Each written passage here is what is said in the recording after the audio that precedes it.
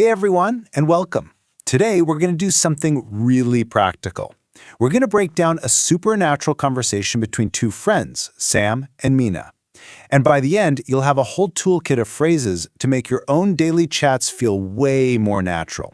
You ready? Let's jump right in. Okay, before we get started, I've got a little challenge for you. As we listen in on Sam and Mina's day, I want you to listen for the answer to this one question. What does Sam usually put in his coffee? It's a fun little way to tune up your listening skills. So let's do this. All right, first up, let's join Sam and Mina right as they meet up in the morning. You know, a really great conversation almost always kicks off with a warm greeting, and theirs is just a perfect example of how you can set a friendly, positive vibe from the get-go. See what they did there? It's so much more than just a quick hello. They're actually showing that they're happy and excited to be there. And that's such a powerful little trick because it immediately makes the whole atmosphere feel welcoming and positive for the rest of the time you're together.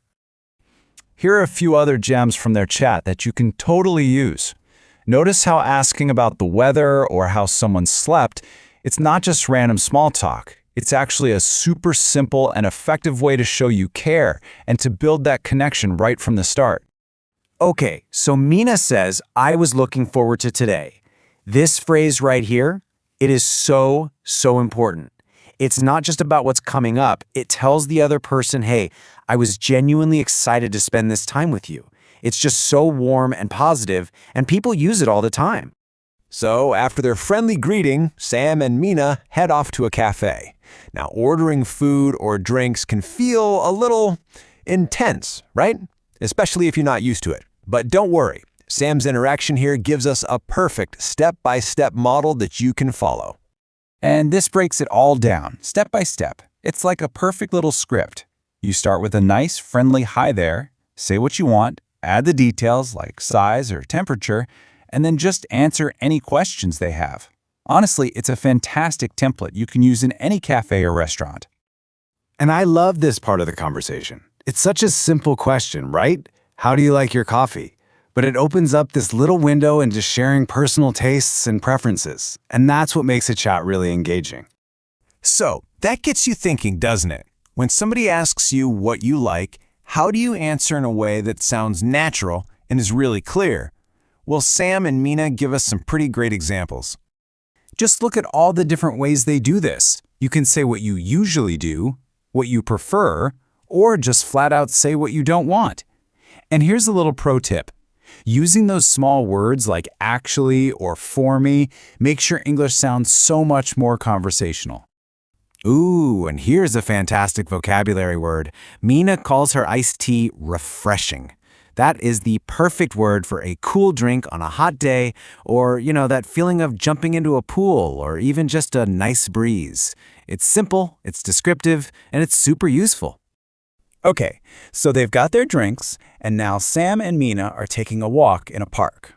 This part of their chat is a really good lesson in how to talk about what's around you and share how your environment makes you feel. What's so nice here is that they're not just looking at the park, they're really feeling it together, By using simple words like beautiful and relaxed, they're sharing what's going on inside, and that makes the conversation feel so much more personal and connected. And here, Sam does something we all do. He shares his take on an activity. He explains why he likes it, using really positive phrases like great for and so fresh. This is just a perfect way to talk about the things you love to do and, more importantly, why you love them. All right, now we're getting to the good stuff, hobbies. This is where the conversation really starts to deepen, because by talking about their interests, Sam and Mina get to learn a lot more about each other's personalities. So on this slide, you can see their interests side by side.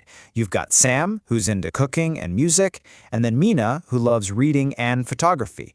Sharing this kind of stuff is just a fantastic way to find some common ground or just learn what makes someone tick. These phrases right here, they're basically your toolkit for talking about hobbies.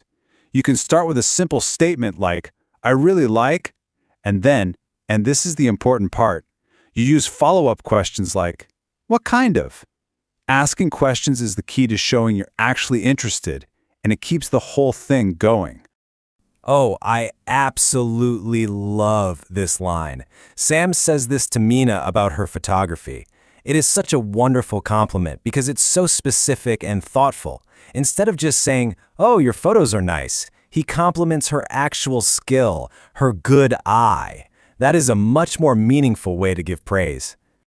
So, their great day together is winding down, but check out how they end it. They finish on a real high note by making a plan to meet again. And honestly, this is a super important skill for building friendships and keeping them strong. And once again, you can break this whole process down into really simple, repeatable steps. First, you suggest the idea. Then you check when they're free. After that, you propose a real concrete plan. And finally, you just confirm it.